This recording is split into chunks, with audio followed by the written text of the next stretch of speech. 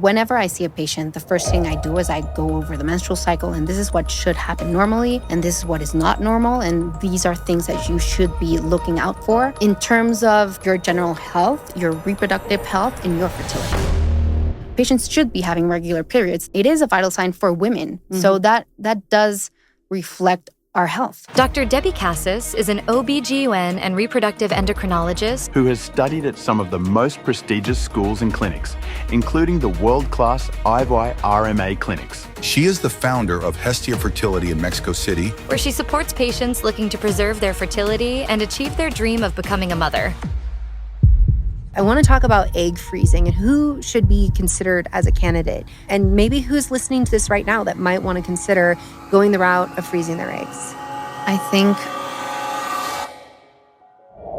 Welcome back to the Dr. Brighten Show. I'm your host, Dr. Jolene Brighten. I'm board certified in naturopathic endocrinology, a nutrition scientist, a certified sex counselor, and a certified menopause specialist. As always, I'm bringing you the latest, most up-to-date information to help you take charge of your health and take back your hormones. If you enjoy this kind of information, I invite you to visit my website, drbrighten.com, where I have a ton of free resources for you, including a newsletter that brings you some of the best information, including updates on this podcast. Now, as always, this information is brought to you cost-free, and because of that, I have to say thank you to my sponsors for making this possible. It's my aim to make sure that you can have all the tools and resources in your hands and that we end the gatekeeping. And in order to do that, I do have to get support for this podcast. Thank you so much for being here. I know your time is so valuable and so important, and it's not lost on me that you're sharing it with me right now.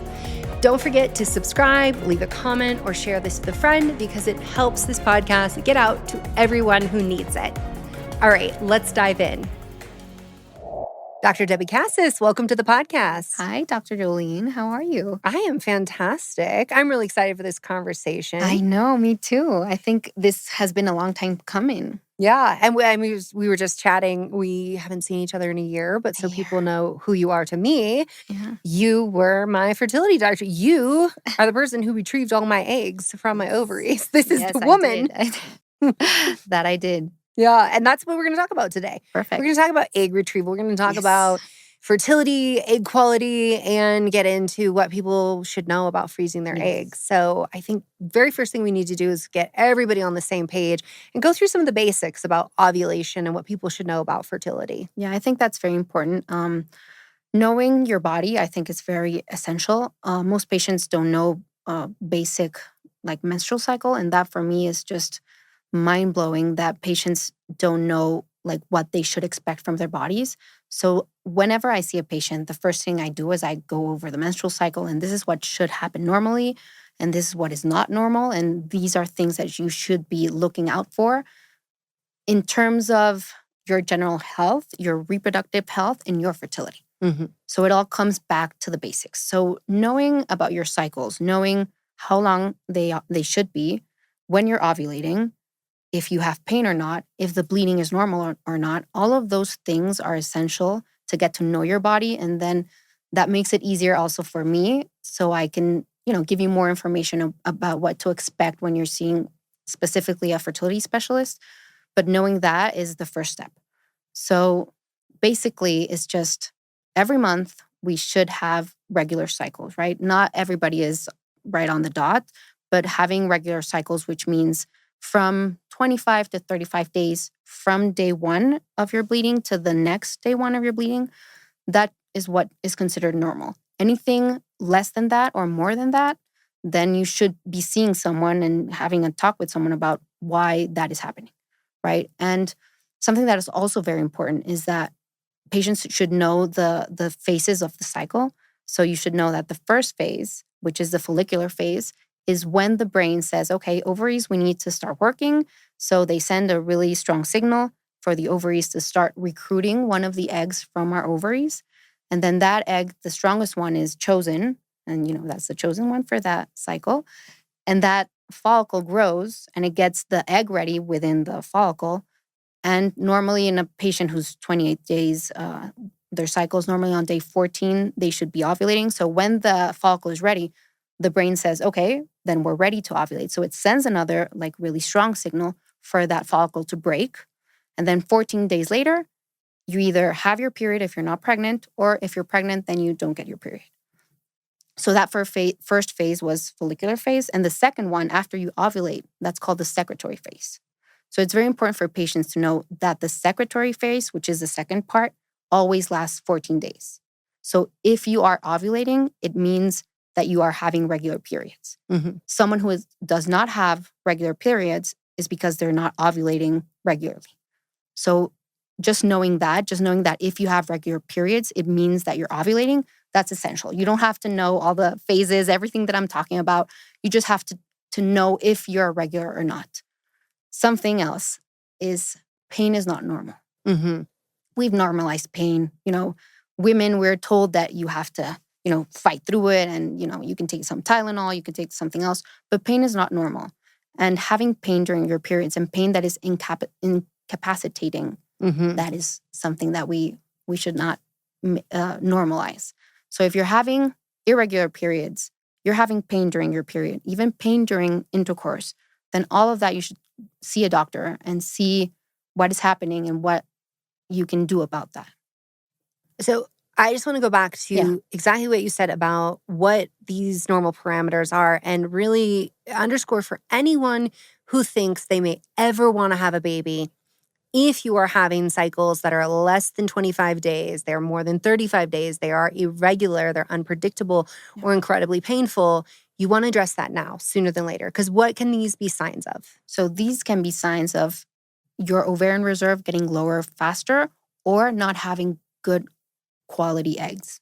So those are things that are essential for patients to know in order to look, for a treatment, especially not even if you want to be a mom, even if you just don't want that option taken away, then you should go first.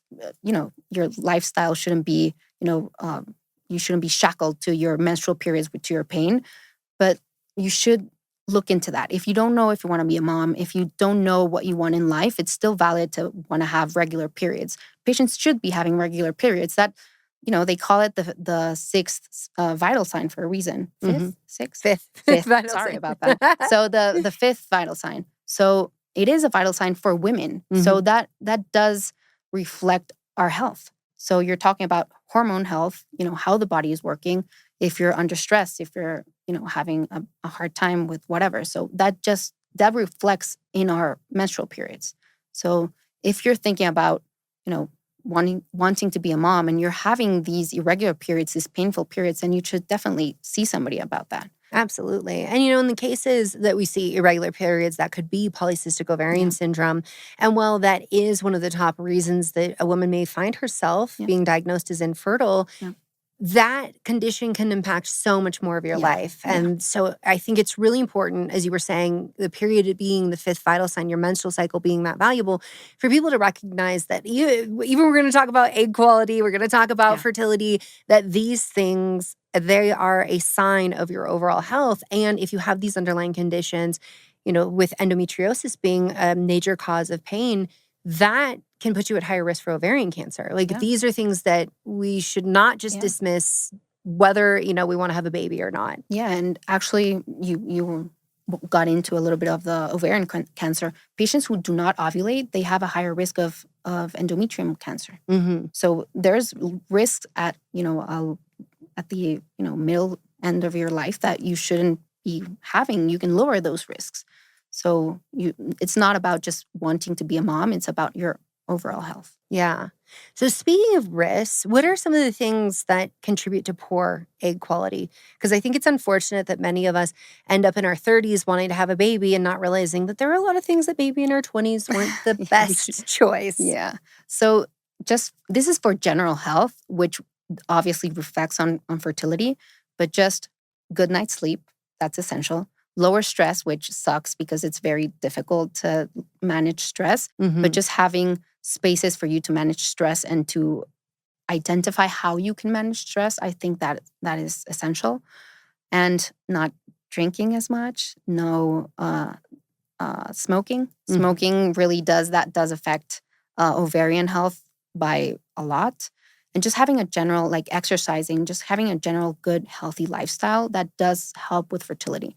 Because, I always tell my patients, there's a Debbie that, didn't go out, didn't, I've never smoked, but didn't smoke, didn't drink. She went to bed by 9 p.m. and she exercised regularly. And there's this alternate Debbie that went out, that had a lot of stress, that was maybe drinking too much, didn't have healthy eating habits. And it's the same Debbie, but that could go very different ways, right? So we have to take care of ourselves, not just because we want to be moms, because you do have to be very healthy to be a mom and have a lot of energy, but because it does help in the long run. Someone who did take care of themselves versus someone who didn't. Yeah. And I feel like we do have to hold grace that, like, if we had known what we could have known earlier in life, we would have made different decisions. There's also career paths that some of us take. I think if you've got a big D little R in front of your name, you didn't sleep well. No, you were very stressed. And it's something that you're like, would I have loved to not have those components and have my education and expertise? Sure, but it just wasn't in the cards. Yeah, no, I mean, I wouldn't change what I studied for anything, but definitely there could be management of stress within what we do, being medical doctors. So definitely that's a big one. But just general health. I think the saddest thing about what I do is I normally hear, well, if I had known. Yeah. And it's like, well, we're here. No, let's go forward. But yeah, regret is a really something that you don't want to feel. So you have to make those choices early, which, those should be done during your 20s. But, you tend to want to enjoy life or whatever. But it's very important for us to take care of ourselves from the beginning. Yeah. Well, and we're here now. Yeah. And so we're going to help a lot of people hopefully not have those regrets. Is there any way to know if you have poor egg quality, any kind of signs or anything that would drive someone to, want to go to their doctor? So generally, age is what dictates most of egg quality. Unfortunately, for women, we do have a biological clock.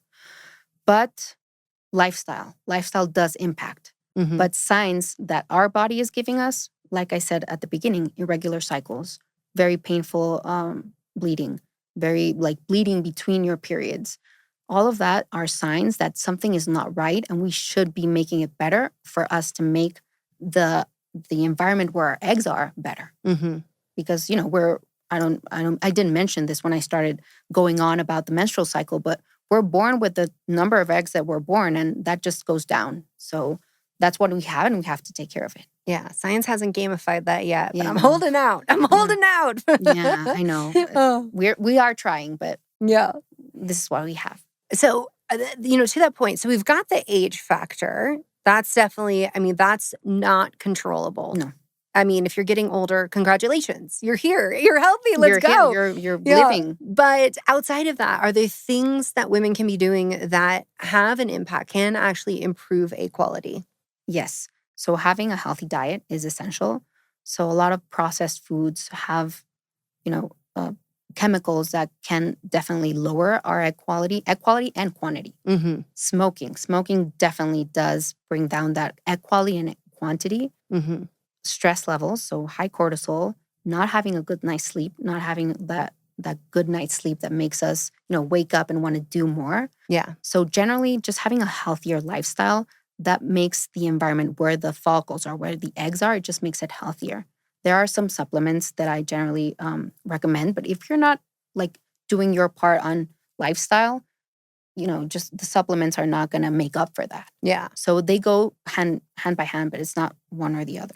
Absolutely. I always say you can't out-supplement a poor diet and lifestyle. But as you bring up supplements, I absolutely know that everyone listening right now is like, please tell me. Fertility expert, Yes. Tell us. Okay. So the ones that I recommend that have a very good amount of literature and science behind them. So I'm going to say the 5 so you guys can write these down. So it's omega-3s, right? Coenzyme Q10, vitamin D, which is one of the best, folate or folic acid, and which one? Vitamin C, which is a good antioxidant. Those are the 5 that I recommend most or all of my patients that are going through any infertility issues. And some extras, talking about PCOS, I'm very on board with myo-inositol. So just having someone who to guide you to that, just guys, don't go on Amazon and just buy whatever. Just really have someone that can tell you this is the right dosage, this is what you should take. Mm-hmm. Just having someone just tell you, not just Dr. Google behind it, Yeah. but having that and having someone tell you, okay, this is normal, this is not normal, this is what we can do, this is what something extra that you can take, that just makes everything better and easier. Yeah. And I would echo not going to Amazon, but, to just buy whatever's there. Because I think, in all of the things you said, CoQ10 is the one to be most cautious about.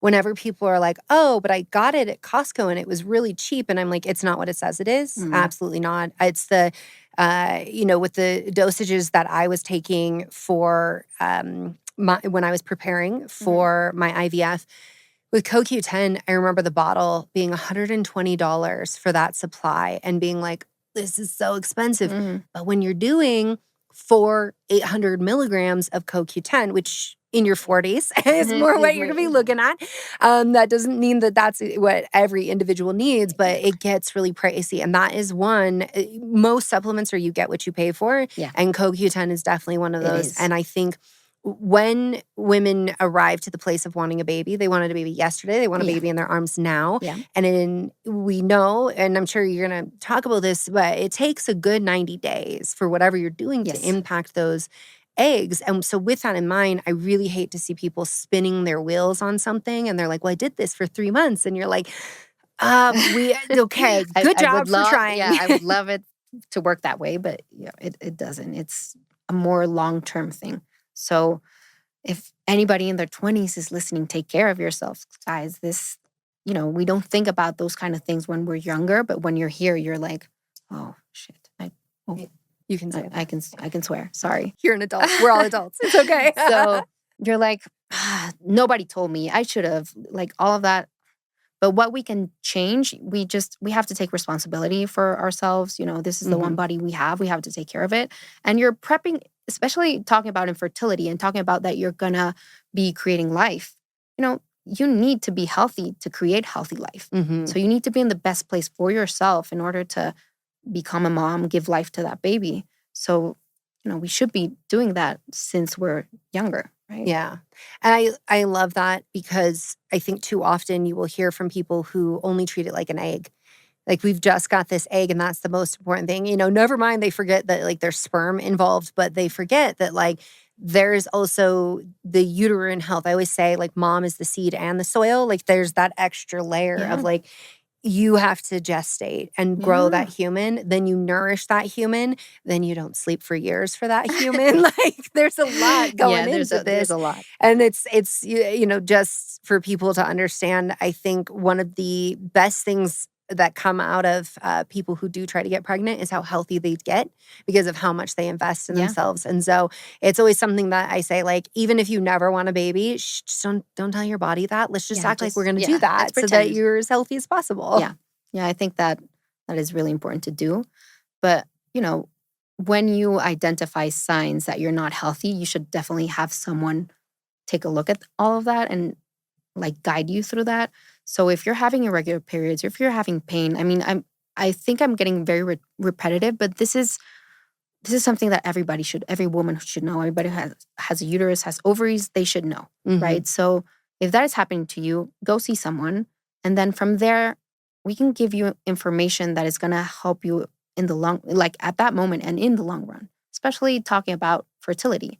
So if we go a little bit into that, so you're taking care of yourself, you're taking care of your eggs, which they are, you have a finite number of them.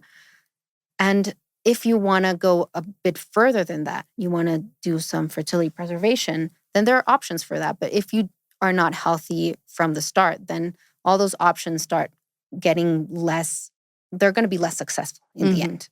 So that's an important message for patients also. Yeah.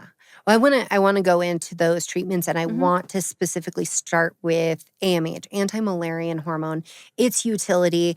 Who should be measuring that? Who is it less valuable for? What should women know? So AMH is a very good marker for ovarian reserve, which is the number of eggs that we still have. But an ultrasound gives us so much more. But I think like if we're going to do either or, and it would be available to everyone, let's just do the AMH. Not everybody has access to someone who can do a proper ultrasound, right? Yeah. So if you're going to do something about your ovarian reserve, then go get an AMH. But don't ask Google to interpret that AMH. Have someone tell you, okay, this is what it means, right? So it's not just a number and, oh, you're okay or you're not okay. There's a lot that goes into that. But if we're talking about if we could do it to every woman, then I would I would go ahead and do it. The thing is, at least in Mexico, it's very expensive. So sometimes it's more expensive than going to a consult, so an appointment with a doctor. So in my practice, what I do is I see patients, I do an ultrasound, a transvaginal ultrasound, I do the follicular count.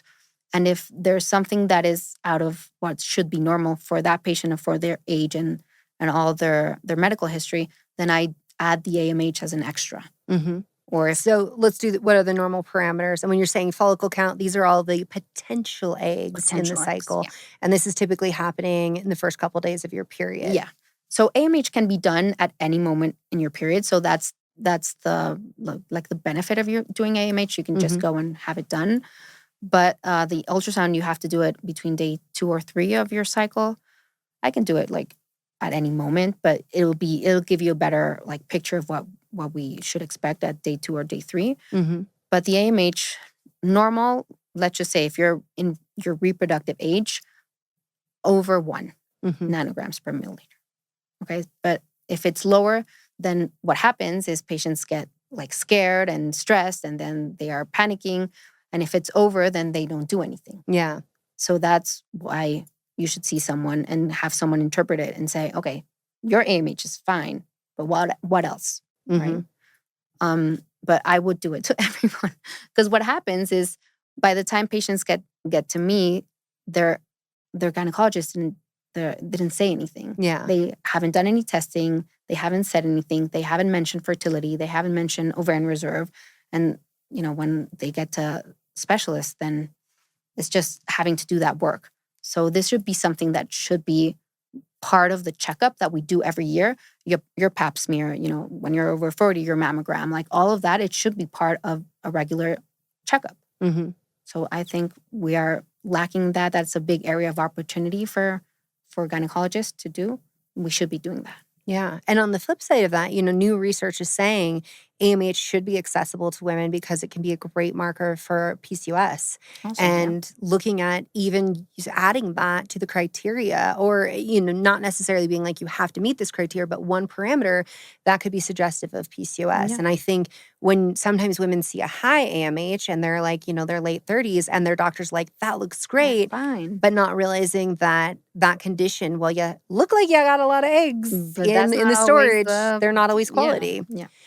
So, when you look at an AMH, that also helps in terms of predicting for how many eggs you can potentially retrieve. I want to talk about egg freezing and who should be considered as a candidate. And maybe who's listening to this right now that might want to consider going the route of freezing their eggs. I think if you want to be a mom, if you don't know if you want to be a mom, then you should consider egg freezing, especially if you're less than 35 and you're not sure what you want. I think that is a perfect candidate. So I'm not saying that anybody over 35 or anybody under whatever age. I just think that if it's something that you are thinking about, then you should at least look at the option.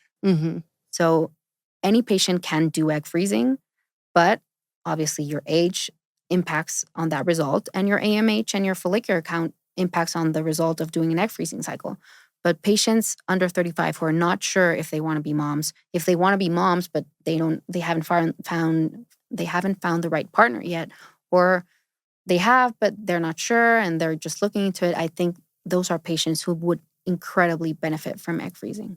And what about patients that, perhaps might have certain medical conditions that should be in consideration?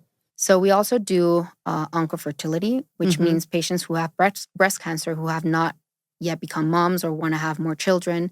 That is also an option, egg freezing, and especially patients with endometriosis. So endometriosis, normally what happens is we take a long time to diagnose, but I don't understand why. Like it goes. Yeah, it's not on purpose, guys. I swear, like sometimes I'm just like, well, you have had painful periods. That's not normal. And we should start looking. We don't have to wait 5 years. Some patients tell me, yeah, I've been going back and forth for like 6 years and they just told me I have endometriosis. And I'm like, 6 years? Why? Why did we lose that time? So we should be looking into it. We don't want to overdiagnose it, but we should be looking into patients who are having irregular periods, painful periods, because endometriosis that's one of the medical conditions that affects ovarian reserve and ovarian quality.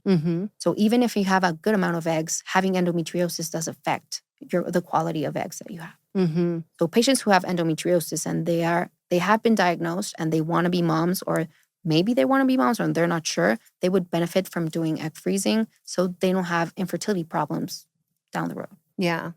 And as someone with endometriosis, I would also say considering doing it before you have excision surgeries for lesions on your ovaries, or if your doctor's wanting to put you on Lupron therapy for, that therapy for a period of time.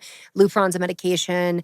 It's basically chemical menopause. I went through it. It was a rough ride. It puts you into menopause. Yeah, but I don't temporarily. And it's temporary for people to understand. Unless you're like 48, then it might be your gateway into that transition. But for people to also understand that those kinds of medications, it could be 6 months before you are recruiting enough eggs again to even be a candidate for that. So that's something I also see missing from the endometriosis conversation is that these different considerations for therapies, should we be considering freezing the eggs, depending, if you have somebody who's 36 and their doctor's like, oh, we want to do, you have lesions on your ovaries, we want to go in, we want to excise that. I'd also say, make sure you meet with somebody who actually knows what they're doing with endo, because if they don't, a lot of women lose too much of their ovaries. So I think that, so often, at least in the United States, when we talk about egg freezing, people are like, these are just career women who want to delay things. And they don't realize that there are so many facets and so much nuance into this conversation of who might be a candidate. And as you were saying, the access to AMH, I also think we need to kind of leapfrog over gynecologists sometimes and go right to reproductive endocrinologists to really get that individualized care that women so often need. As we're talking, I'm like, people probably aren't familiar with egg freezing. So let's go over the process. Can you walk us through it? Yeah, of course. So what we do with egg freezing is, I talked about this at the start of the podcast. So each month, what we do is we ovulate one egg, right? So what we do with egg freezing is all of those eggs that we're competing to be the one that gets ovulated, what we do is we do like a rescue mission of those follicles, of those eggs in that cycle, to have more eggs in one go, so we can take all of those eggs and freeze them. So that's the gist of it. But what we actually do and what process that patients go through is you come into the clinic, right? So you're on your day 2 or day 3 of your cycle, and we start giving you medication, which is very similar to the hormones that the brain produces, but we give them at very higher dosages to achieve what I was saying about recruiting all those follicles that are in our ovaries. So we make sure that all of the follicles that we're seeing for that cycle, that they grow and that we can get a lot from that cohort of eggs that we're seeing. So those injections, that's what they do. And the injections last typically from 10 to 12 days. So you're doing injections 10 to 12 days. When I'm talking about injections, I don't want people to panic, but they are injections, but they're insulin. Super tiny. Yeah, they're insulin needles. They're very small, but you're still injecting yourself. I will say though, I've seen on social media, women in the US, and they're doing injections and they've got these big old needles. And I'm like, friend, no. I know, I think about the little pens that I used and I'm like, it's so easy. Normally it's very easy. It does tend to get a little uncomfortable as the cycle goes on because you're injecting in basically the same area, which is your stomach. So you do the injections 10 to 12 days. We are monitoring patients every other day, basically. So you do have to take time to do this process. It's not like, oh, I'm, going to get Botox. No, it's just like, this is a process that patients have to go through. So you do the injections. We monitor each other day, like every other day, sorry. And you come into the clinic, or you should be going into a clinic, and they should be doing ultrasounds to checking how many are still growing, how fast they're growing, and that everything looks fine. And then we do blood work to check how patients are reacting to the medication. So estradiol levels should start going up. And that helps us also make decisions about if we add medication, if we lower the dosage, all of that. So once it gets to a certain point, which means that most of the follicles, so the follicles, I always say this, so the follicles are like the houses of the eggs. So we don't see the eggs in the ultrasound, we see the follicles. So once they get to a certain size, which is about 18 to 20 millimeters, and your estradiol levels get also to a certain threshold, then we do injections to help mature the eggs that are inside the follicles. Now, I will say those ones are awful. Those are the big needle. Those are called trigger shots, which sounds very scary and sounds horrible. Like, what are they going to do to me? But it's just the same injections. But these are essential because what they do is mature the eggs. So eggs that are not mature are eggs that cannot be fertilized. So the objective of doing egg freezing is having a lot of mature eggs that we could eventually use and fertilize, right? So once we do the trigger, after the trigger shot, it's 36 hours. And then you go into an OR. Normally, you should be sedated. So it's not uncomfortable. You better be. Well, I have patients tell me, like, I did this and I don't know where. And they didn't use sedation. So they gave me something orally. And I'm like, the U.S. is problematic in that way. Endometrial biopsy, no pain management whatsoever. IUDs, no pain management. I know in Mexico, they're like, that's barbaric. So, that's crazy. I wouldn't, what we do is we put a needle inside your ovaries. So wait, but how does that needle get there? Through the ultrasound. But from the vagina to the ovaries. So through your vagina to your ovaries. So it goes like that. I'm very graphic. But there's a needle in your abdomen, right? We're doing an ultrasound. We're seeing everything. We're seeing what we're doing. So that makes it safe. But that's still a needle that goes inside your abdomen. And so into your ovary. And I wouldn't have someone awake. You're the position is not comfortable. I was out. I mean, I know where you put my legs, but I was out. So ideally, if you're doing this, they should be using anesthesia, not anesthesia where you have to use a tube to breathe. You're breathing on your own. At least here, what we do is we have an anesthesiologist just checking your vital signs, checking that everything is fine, that you're doing fine. And we do the procedure, which typically lasts from 15 to 20 minutes. So what we do is the follicles are full of fluid. We aspirate that follicle. We give those test tubes to the lab, which should be right next door to where we're doing the procedure. Yeah, so it's like a little straw that just goes into a tube. This is where the term test tube babies comes from. So these test tubes, they're giving to the embryologist, and they look through the microscope and they look for the eggs. And so they are shouting 1, 2, 3, and they're telling us the number that we're getting. And then once that is done, you go into recovery for half an hour to an hour. Make sure you don't have any cramping, that you don't have any pain, any nausea, anything like that. And then you can go home. So from the first day you came to when you leave the clinic after your retrieval, it's approximately 14, 15 days. So that's how long the whole process lasts actively. And that same day, normally we know how many eggs we got and we know how many are mature. So we're only freezing mature eggs because those are the ones that eventually you're going to want to use and can use. And so a myth I want to bust.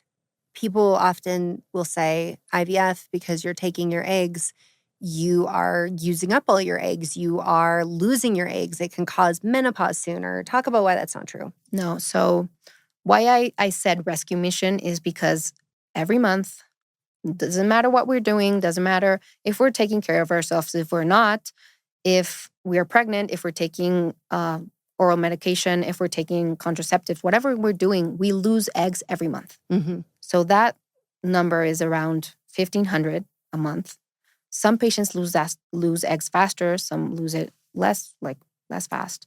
But we lose eggs every month. So what we're doing is we're trying to save those eggs. So it is a rescue mission. That doesn't mean we're going to take away from what you have. So we're not pushing you into menopause. We're just rescuing those that were going to be lost anyways. So that's what we're doing. We're not making patients have menopause before. That's not true.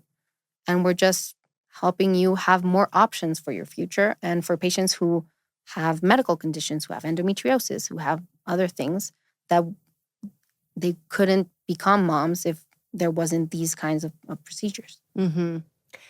I have heard more than once from celebrities who've gone through IVF Mhm. who have said, IVF is why I have breast cancer. IVF is why I have ovarian cancer. Let's talk about what this research says. So there's a lot of research. We've been doing this. Well, not me. You're like, I'm not old. Don't call me old. No. I mean, I'm over the 35 threshold, but we're still young.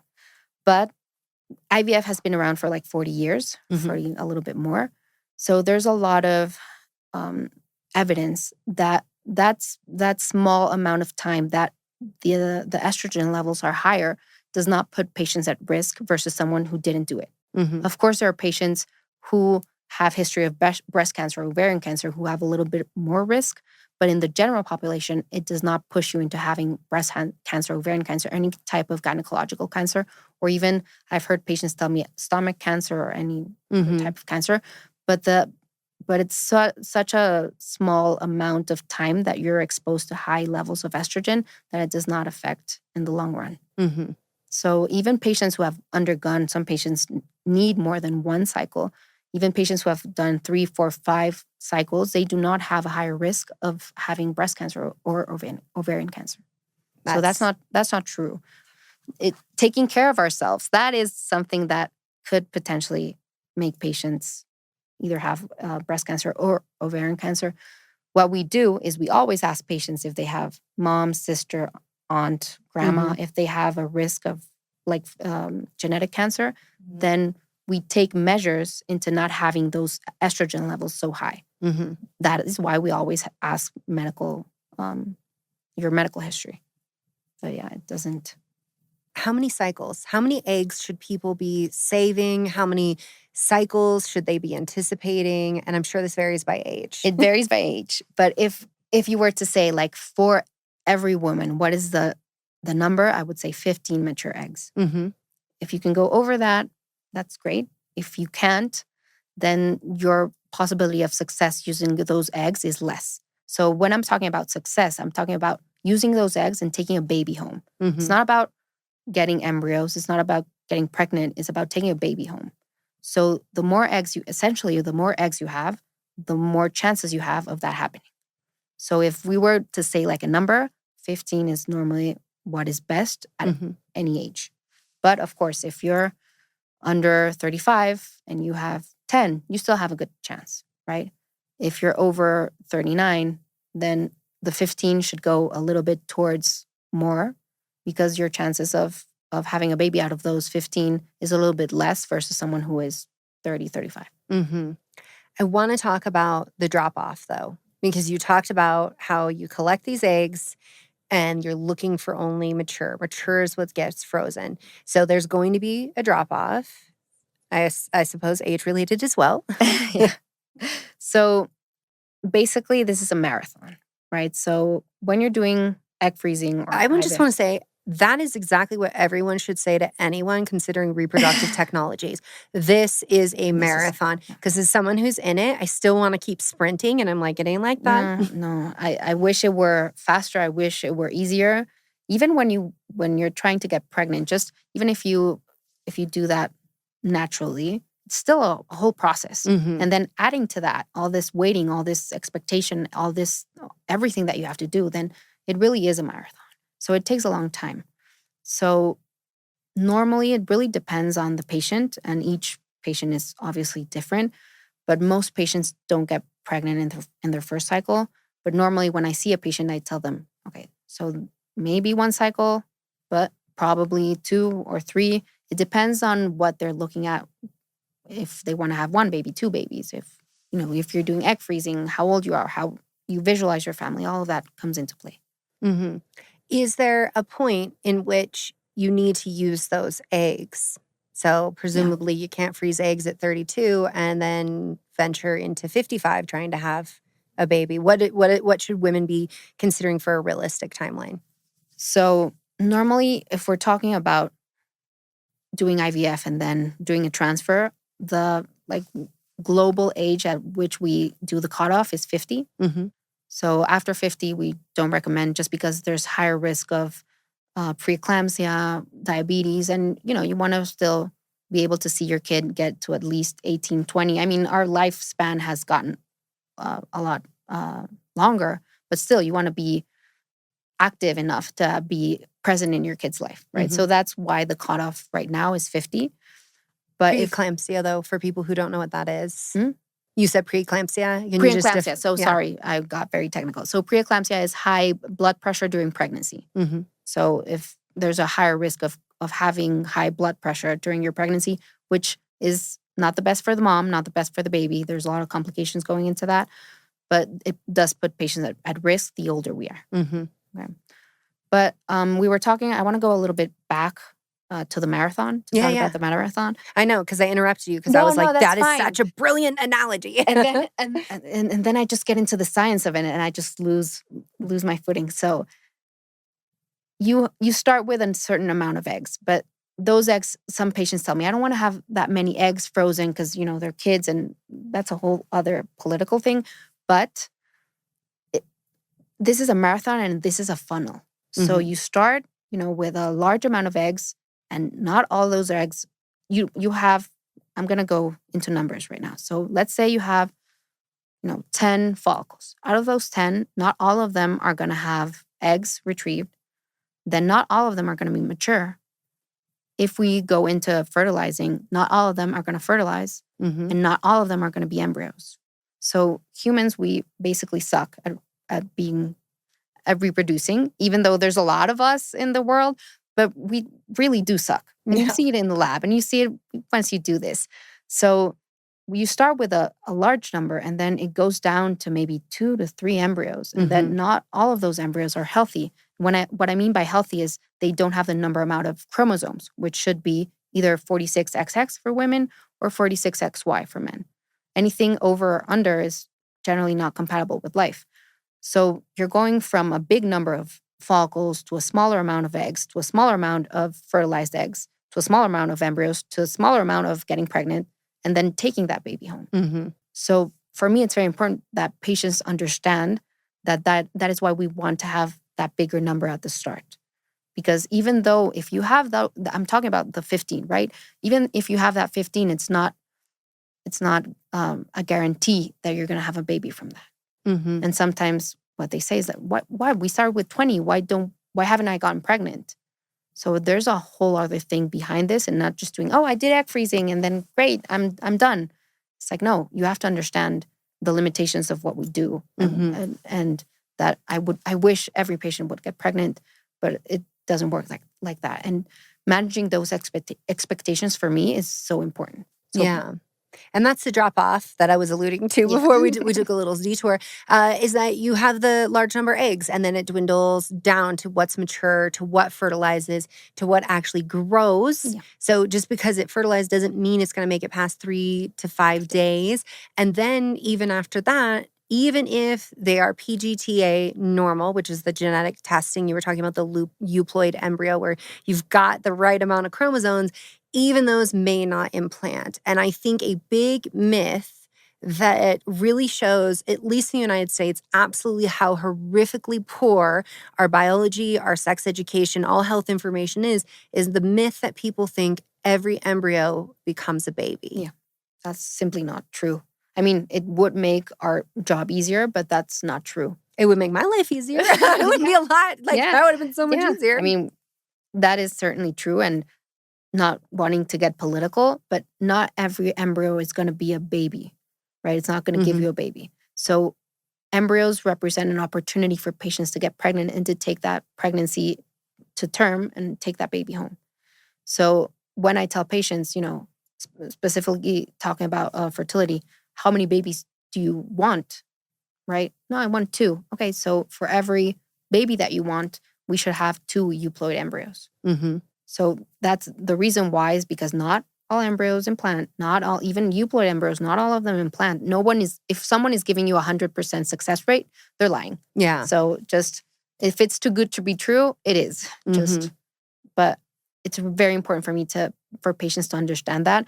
And it really goes back to what we were saying at the beginning. If we don't know how we function, our menstrual cycle, our biology, everything, then going through all of this is very difficult because you question everything, but not in a good way because it doesn't come from knowing yourself and knowing your health. It comes from just wanting to be pregnant yesterday and wanting a baby, and then you're not understanding the full scope of what we're trying to achieve. Absolutely. And I think, you said, like, I don't want to get political. I think it's even ridiculous we have to make that statement because all we're talking about is science and basic biology. And the only reason any of this is considered political is because people have decided to legislate women's bodies. And I respect whatever anyone's belief is around when life begins. And I think that we should just respect whatever anyone's belief is in general about these things. But the thing is that has really gotten me is that I've just seen where, and this happens in the United States because we all know what we're talking about when we say this. I'm trying to be politically correct, but we know what we're talking about. Yeah, it's these politicians acting like we're just throwing away embryos. That like, oh, these women, they just get all of these embryos and then they just throw them away. And I'm like, if you knew how hard we work for these embryos, how many 2 weeks of injections, people might be like, oh, that's nothing. It seems like nothing on a timeline, but a good friend of mine who went through IVF as well, she has never told more than 5 people she went through IVF because she was like, I just feel like there's so much stigma around it. But that's the way that she was able to get her 2 babies. But she talked about how exhausting, how time consuming. She was like, it is more than a full-time job to be going through all of this. And so I just say this because it's like I know what I read, but until I was the person going through it, I never really understood it. And I also think that no matter what your beliefs are, understand that the emotion, the heartache, the pain, the journey of all of this is so exhausting that whatever your beliefs are, you can still hold space to be kind to somebody who is on this journey. Definitely. I think just not having that empathy, I think that's where we as doctors fail. Not understanding what patients are going through and what it does imply, just going like, oh, do another cycle. No, I mean, far from the cost, just the physical, the emotional pain that you have to go through. We have to understand that and validate that because it is very difficult. Even patients who, egg freezing, right now it's a little bit more what I was talking about if you don't want to be a mom and having options and if you want to be a career woman and all of that. Even if you go through egg freezing, you're still having to do injections. Doesn't matter the reason why you're doing it. And I always tell patients, okay, you're going to be bloated. Your clothes are not going to fit. You're going to feel very tired. You're going to feel kind of miserable. And then you're going to hate on everybody. You're going to start crying for no reason. And that's part of the process. You need to understand that you're going to go through this. And if you don't tell patients, if you don't acknowledge that they're going to go through that, then it's just like hitting them in the face when it happens. Yeah. Well, and I also appreciate that you discuss the limitations, that everything can be perfect. Everything from the science parameters is exactly as it should be, and it doesn't work out. And we don't have an answer. We just haven't arrived at that place. You were talking, though, about how uncomfortable it can be. And do you have any tips of ways to minimize discomfort going through the egg freezing process or even how to recover after an egg retrieval? So first of all, I know this is, I don't want to say obvious, but just stay hydrated. It feels obvious, but hydration is the complication of, ovarian hyperstimulation syndrome. This is one of the ways to minimize that. Yeah. So ovarian hyperstimulation syndrome, basically what we're doing is ovarian hyperstimulation syndrome, but when you go a little bit over that, then that can lead to complications with your health, right? You should be, if you go in healthy to a clinic, you should be going out healthy, right? So there are complications to doing these kind of procedures, doing egg freezing or doing IVF. We're very careful about that. And that's why there's all the ultrasounds and blood tests. That's why we do all of that. But there are things that you can do to minimize those. Every time, at least when I see my patients, I always ask, how do you feel? I feel like this. I feel bloated. I feel that. Okay, I need you to drink electrolytes, not just filtered water, not just regular water. Electrolytes. I need you to stay hydrated. I need you to give in, not give in. I don't know if it's the right word, but really do give in to the process and live the process at that moment, because sometimes we're just thinking ahead of live it. Mm-hmm. I mean, enjoy it is difficult, but you just You need to will have stay. good skin and hair, Yeah, that's with all true. that estrogen. Yeah, but then after the levels go down, they say, "Oh, my hair fell out," and I'm like, "I'm sorry. Yeah, it's part of the." Yeah. So everybody knows IVF doesn't cause hair loss. IVF, when your estrogen levels go up, it changes the hair cycle. The hair Yeah. basically stays in a resting phase. Then the estrogen Longer. drops. Then the cycle starts again and you shed hair. Same thing happens postpartum, but Yeah. IVF is not as extreme as postpartum. Yeah, no, it's a little bit different, but the basics are the same. So staying hydrated is very important. Having a support system. Mm-hmm. Some patients, especially patients who do egg freezing or patients who want to be single moms, sometimes they go through it alone. Yeah. And it's so tough to do that alone and not having someone just say, "Hey, how are you?" I think that's essential. Having someone there to help you through it, or even someone who's been through it, it also is very helpful. Not exercising. This is the only time a doctor will tell you not to exercise. That I'm and so after the sorry about transfer, this. it's like I think that was one of the worst parts because exercise is like one of the ways I manage my mental health and my I stress. know. And And patients. then you have to you could still walk gently, Yeah. but to get that sweat or lift weights, and that's the part where I was like, and now I feel the mental Yeah, health the mental, component of yeah. this. So yeah, So not exercising. not exercising. And why? Why is it that you gotta stop? So the ovaries are normally the size of walnuts, and they're suspended by a ligament that is attached to the uterus. And there's another ligament that has all the blood flow to the ovaries. So the ovaries during IVF, they get to like orange sized or grapefruit sized. And that is Yeah. why the bloating, the uncomfortable, and it feels weird. Your clothes don't fit. It's because your ovaries are basically inflamed, right? Mhm. So they're hanging from this ligament that has all the blood supply. And if you do exercise, if you do even light yoga, sometimes they're like doing these poses Twists and are twists. out. No, nothing like that. So the ovary twists onto itself because it's so heavy. And then the blood supply is cut off the ovary, and that hurts. And that is a surgical emergency. So we have to go into the OR and detorsion that ovary, which is why don't exercise when you're doing any type of IVF egg freezing cycle. It's not because we don't want you to be exercising. Mhm. It's just, I always tell my patients why, because it's essential for patients to understand why I'm making decisions and why I'm telling them what I'm telling them. But don't exercise, and try to focus on why you're doing the process is also very important in order to go through it. So at least for me, I think having that support, even if it's not a friend, even like professional support, your therapist, anybody, that is also important for patients to have during that process. Absolutely. And higher protein can Yeah. also help with preventing OHSS. I really, we kind of talked about that. What are the signs and symptoms of OHSS? Why should people, and that's ovarian hyperstimulation syndrome. Why is it that people want to be aware of this and not take it lightly? So first of all, the signs, I'm going to go through that because I was like thinking ahead and I was like, no, let's go back. So signs, bloating, which is normal to a certain point, right? But if we're seeing that estrogen levels are going really, really high, then you're going to feel very, very tired. You're going to feel a lot of bloating, a lot of cramping. And then you might start not peeing. That's also one of the signs. You can get shortness of breath, nausea, vomiting. All of that are signs of OHSS going from mild to severe, right? So we don't want patients.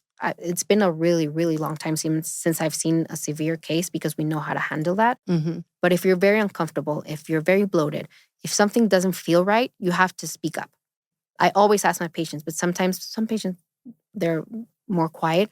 But if you're feeling anything out of the ordinary, you should tell your doctor this, like, why am I feeling this? Is this normal or it's not normal? Because it can go from, some bloating to having a clot because, estrogen helps produce VEGF, which is one of the vascular oh my God. Endothelial. Endothelial. Yeah. Basically what it does, it makes more fluid come into your abdomen, and that could potentially make your blood clot and then have any complications from blood clotting. Mm-hmm. So that's also important. That's why we ask patients how they're feeling, because complications can really be severe. Patients can end up in the ICU. I've never heard of a patient having to stay more than a certain amount of days in the ICU or any deaths from that. But, we have to look out for all of that. Absolutely. Now, post-egg retrieval, you just had a needle in your ovaries, Yeah. so don't take that lightly. What should people be doing to successfully recover from that? So the day of the retrieval, just stay at home. You don't have to go anywhere. You don't have to work. Just take the day off. Take it slowly. Go home. You don't have to stay in bed. You still do have to move around, and you can, stay laying down, watch a movie, watch a series, read, whatever. And you stand up, you go to the bathroom, you eat. So just having rest is perfect that day. And then after that, you have to eat healthy, right? So most patients, they have a little bit of nausea, and they tend to not eat healthy, or they tend to go the processed route. And they're like, I can do anything. I want to, I've been so good for like 3 yeah. months. Now I'm just gonna binge. Yeah. So don't binge. Like Dr. Jolene said, higher protein. Try to make your meals very balanced and hydrate. Again, hydration is going to be essential for this, for your recovery. And then talk to the doctor who did the procedure, right? So if there's something that is not right, again, tell your doctor. Ask them if this is normal or not. Take time for yourself. Make sure you understand. They give you feedback on the cycle, which is very important. Sometimes we tend to say, we got this amount of eggs, we'll see you later. And then no one does that feedback. No one tells you this is what is going to happen. So that is also important to have. And just generally taking care of yourself. From the day of the retrieval to your next period is about 10 to 12 days. It depends on the patient. So you're going to have your period eventually. And that period tends to be painful and tends to be a lot more heavy than your regular periods. So also expect that. And that is to a certain degree normal, but you just try to do whatever normally helps you. That is not exercise. Please don't exercise either after the retrieval. Yeah, so you're going to be looking at like a good 3 3 weeks weeks. minimum of not exercising. And we were talking about the OHSS. It's Mm-hmm. really like if you do develop that, I just see all the time, I hear from people that are like, it's a countdown to the period. Because once your period comes, so many of those symptoms go away. And the reason why the period's heavy, all that estrogen building up the endometrial lining. Yeah. So, but as you were saying before, if it's incredibly painful, if it's very, very heavy, lots of clots, check in with your provider again. Yeah, definitely. How can people work with you? I bet there's going to be people right now who are like, how do I get in with this doctor? Okay, so I have my own clinic. It's called Hestia Fertility. And I do everything there. We have all the services that you would need in order to check your ovarian reserve. If you suspect that you have endometriosis after hearing us talk, if there's any doubt that you want to be a mom or you don't, or whatever issues you have with all of this, then I can definitely help. So I can leave all my socials on. We'll for you. link them Yeah. all for sure. So Hestia Fertility, what we want is patient-centered, and not just saying patient-centered, like actually achieving patient-centered. So we have everything that you would need in order to make this whole journey and this whole process as tolerable and even, I'm going to say it, enjoyable as you can. Because we go through a lot as women. Like this is like another layer of what we go through. So that journey for me is very important. I love that. Well, thank you so much for coming on the show. It was so great to chat with you and see you again. Same. I could stay here for like 3 hours still talking. I know. We could talk about so yeah, much. You're so such a much. wealth of knowledge, but I think all of this information is going to help a lot of women. Thank you for having me. If you guys have any more questions, you can reach out to both of us. We'll leave our socials. And thank you so much, really, for having me. I hope you enjoyed this episode. If this is the kind of content you're into, then I highly recommend checking out this.